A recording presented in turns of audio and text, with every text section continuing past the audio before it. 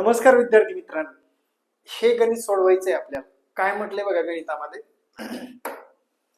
एका जनावराच्या कळपात 24 सोडून सर्व गायी, 30 सोडून सर्व म्हशी, उर्वरित बकऱ्या आहेत.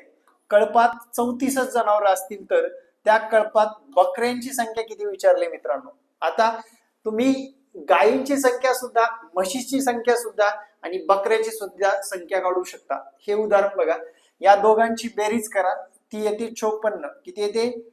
54 आली. त्याच्यातून हे 34 वजा करा, आले मित्रांनो 20. या आहेत बकऱ्या. काय आहेत? बकऱ्या.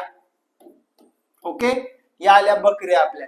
च्या पुढे जाऊन 24 सोडून सर्व गायी आहेत. 34 मधल्या 24 गेल्या, 10 गायी आहेत.